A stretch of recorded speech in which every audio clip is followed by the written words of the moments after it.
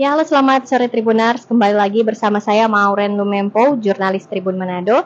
Dan seperti biasa di podcast mobile, kali ini kita akan berbincang-bincang dengan narasumber kita. Dan kita akan membahas mengenai bagaimana perjalanan karirnya, kemudian tugas tanggung jawabnya, kemudian mungkin tupoksi atau bagaimana sih bisa menjadi pegawai. Nah, begitu mungkin juga karena Tribuners juga banyak kan yang berkeinginan juga Bu, bercita-cita untuk jadi pegawai. Nah, saat ini saya sudah sedang bersama dengan Ibu Ellen, tapi lengkapnya mungkin saya kasih kesempatan untuk Ibu Ellen yang memperkenalkan diri. Silakan Bu. Terima kasih Mbak. Selamat sore ya buat pemirsa. Jadi terima kasih seputar pertanyaan tadi. Jadi saya meluruskan dulu mengenai pegawai. Oh ya. Jadi di PKK itu ya bukan pegawai ya. Nah, kalau pegawai itu kan ada gaji kali ya. Nah, kalau kita itu istilahnya pengurus, jadi kepengurusan. Jadi di tim penggerak PKK itu saya sebagai sekretaris Pokja 3. Di situ Pokja 3 itu jadi di PKK itu ada 4 kelompok kerja lah istilahnya Pokja. Pokja 1, Pokja 2, Pokja 3, Pokja 4 dan administrasi atau sekretariat. Nah, saya di Pokja 3. Pokja 3. Di Pokja 3 di Pokja ini ada yang kita laksanakan itu ada 10 program pokok PKK. Nah, saya itu di Pokja 3 di situ di kelompok kerja itu yang membidangi pangan, sandang, dan perumahan tata laksana rumah tangga. Jadi tadinya perjalanan karir ya, bukan karir sih. Sudah berapa lama? Jadi dimulai dari waktu saya menjadi ketua tim penggerak PKK kecamatan ya. Waktu itu suami karena camat, jadi otomatis menjadi ketua tim penggerak PKK kecamatan. Di situ saya belajar mengembangkan diri karena harus bukan terpaksa tapi harus karena sebagai istri camat kan.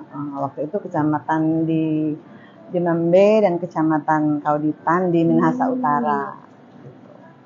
Kemudian ya teruslah berlangsung selama hampir 8 tahun mungkin di situ sebagai ketua tim penggerak PKK di kecamatan. Jadi belajarlah semua tentang PKK ini. Dari tahun 2000 berapa ya? Saya lupa 2001 mungkin itu. Terus sampai setelah suami jadi kabak, ditarik ke Minahasa Utara sebagai pengurus di Pokja 3 juga. Kemudian menjadi wakil sekretaris di di Minut. Kemudian terakhir ya ditarik sama Ibu Gubernur di provinsi. Waktu itu sebagai sekretaris satu lah. Waktu itu kan masih, kalau sekarang ya yang jadi sekretaris sesuai aturannya wakil gubernur punya istri, atau yang menjadi sekretaris. Kalau dulu Ibu Wagub itu wakil, jadi ketuanya Ibu Gub, wakilnya Ibu Wagub, baru saya sekretaris pada zaman itu. Ya, periode yang lalu. Setelah periode ini saya karena harus naik ketentuannya Ibu Wagub itu menjadi sekretaris harus seluruh Indonesia. Jadi Ibu menjadi Wagub, saya izin Bu ke Pokja 3. Jadi sekretaris Pokja 3 seperti itu. Nah, jadi sekarang di periode yang ini sebagai sekretaris Pokja 3. Nah Bu, tadi juga kita sempat bahas soal kalau misalkan pemimpin daerahnya perempuan, nah yang jadi ketua itu soal kelembagaan ya. Iya, boleh dijelaskan dulu karena menarik kan Bu. Iya menarik ya. Kebetulan waktu itu saya sekretaris, kami dalam Rakernas waktu itu, sebelum Rakernas kita bahas tentang kepengurusan, saya semualah tentang program itu di pusat. Di pusat, jadi kita kasih masukan apa gitu ke pusat, kemudian dibahas lalu dibentuk satu buku Rakernas 9 waktu itu. Sekarang sudah Rakernas 8, sekarang Rakernas 9 ya, tapi namanya bukan buku Rakernas 9 lagi, ada 3 buku. Nah, waktu itu PKK itu kan identiknya perempuan ya, waktu zaman-zaman masih pembinaan. Pendidikan dulu, pembinaan, sekarang pemberdayaan. PKK-nya P-nya itu sekarang pemberdayaan. Kalau dulu kan pendidikan, kemudian naik lagi di pembinaan, sekarang pemberdayaan. Nah, di zaman pemberdayaan ini, pemberdayaan kesejahteraan keluarga ya, PKK itu dalam kelembajaannya atau kepengurusannya yang menjadi ketua tim penggerak PKK itu istri dari kepala daerah. Nah, jadi kalau di pusat yang menjadi ketua PKK itu biasanya istrinya Mendagri, karena kita di bawah Kementerian Dalam Negeri. Jadi yang menjadi ketua PKK itu istri dari kepala daerah. Jadi kalau gubernur, istri gubernur. Kalau wali kota atau bupati, istrinya, dan seterusnya sampai kelurahan dan desa. Tapi sekarang tidak lagi harus istri. Kalau misalnya kalau dulu yang menjadi kepala daerah itu perempuan, dia menunjuk menunjuk pengurus yang ada yang menjadi salah satu sekretaris ketuanya. Maksudnya kepala daerah itu yang menunjuk salah satu mungkin boleh kepala dinasnya atau mungkin dia tunjuk siapa lah yang menjadi ketua PKK istrinya salah satu wakil mungkin istri misalnya. Tapi sekarang ketentuan yang ada yang menjadi ketua tim penggerak PKK, kalau yang kepala daerahnya perempuan, yang menjadi ketua tim penggerak PKK-nya suami dari kepala daerah itu, begitu. Kemudian berarti memang sudah diterapkan di beberapa daerah contohnya di Bitung ya, di Bitung sana tuh lebih ekstrim lagi malah. Kalau di kecamatan, kalau camatnya perempuan, ditanyain dulu, ini suaminya bersedia menjadi ketua tim penggerak PKK atau tidak. Begitupun juga kelurahan. Kalau tidak bersedia nggak dilantik. Tidak dilantik. Jadi harus harus menjadi ketua tim penggerak PKK di kecamatan atau di kelurahan yang ada di Bitung sana, seperti itu. Jadi mungkin banyak yang tahunya cuma perempuan yang jadi.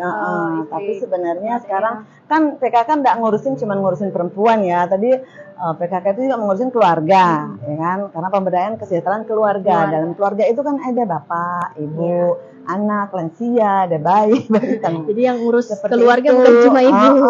Nggak cuma ibu. Jadi ya bapak-bapak justru kalau bapak tahu program-program yang ada di PKK itu malah mungkin lebih apalagi ya lebih kuat lagi ya kan, bapak-bapak kan lebih kuat ya, pemikirannya mungkin lebih luas lah, pandangan dari sisi bapak lah. Seperti itu. Jadi misalnya ada kekerasan dalam rumah tangga, nah karena bapaknya ketua di situ pasti bapak semua bilang tidak ada itu kekerasan. Mungkin seperti itu, karena biasa yang bikin kekerasan dalam rumah tangga kan laki-laki ya biasanya. Nah nih Bu, kalau misalkan dari program-program TPPKK ya istilahnya Bu. Iya, tim penggerak PKK atau TPPKK. Itu yang saat ini lagi difokuskan itu apa Bu? Ya, jadi di tim penggerak PKK tadi saya sudah sebutkan ada 4 program ya. Nah, jadi ada program-program yang menjadi strategis ya, yang program yang diutamakan gitu lah. Jadi kalau di Pokja 1 itu mulai dari pusat sampai ke desa. Kelurahan. Pokja 1 itu ada Pokja 1 kan tentang penghayatan dan pengamalan Pancasila, ada juga gotong royong, itu kan yang dibagi ke situ. Mereka itu ada yang Paredi. Paredi itu singkatan dari pola asuh anak dan remaja di era digital. Itu Paredi. Pola asuh anak remaja di era digital. Kalau dulu cuma par aja, sekarang pakai ready karena di era digital kan. Itu ada kekerasan dalam rumah tangga juga ada. Jadi bagaimana membentuk karakter anak remaja agar tidak terlibat narkoba atau tidak terlibat tawuran dan lain-lain. Banyak sih. Tapi yang paling difokuskan itu yang untuk digital itu ya Bu. Karena memang di dunia digital karakter ini pada anak. Karena memang dari keluarga dulu ya Bu. Iya betul, pembinaannya dari keluarga. Lalu kalau di Pokja 2 itu ada tentang kehidupan berkooperasi, Jadi di situ ada kita tekankan di situ programnya untuk UP2 PKK. Itu kalau di desa tuh kayak BUMDes gitu. BUMDes. Dari UP2 PKK ini kayak usaha peningkatan pendapatan keluarga. Jadi kira-kira usaha-usaha apa yang bisa meningkatkan ekonomi keluarga. Keterampilan-keterampilan yang ada di keluarga itu bisa meningkatkan menjadi membantu ekonomi keluarga. Nah, itu nanti dilombakan bisa UP2 PKK-nya itu. Biasanya dilombakan sampai dari desa sampai ke provinsi. Bahkan waktu lalu sampai ke pusat gitu ya. Yang juara-juara tuh biasanya kalau ada keterampilan-keterampilan apa di desa itu yang meningkatkan kehidupan di desa itu, perekonomian di desa itu dari lingkup atau kelurahan itu itulah yang dilombakan. Kemudian yang Pokja 3 itu yang pangan sandang dan tata laksana rumah tangga itu yang menjadi difokuskan di situ yang istilahnya hatinya PKK. Itu singkatan PKK juga. Itu kurang lebih seperti apa Bu? Jadi hatinya PKK itu kepanjangannya ya halaman asri, teratur, indah dan nyaman. Jadi halaman pekarangan. Jadi kita menjadikan pekarangan ini untuk menjadi halaman yang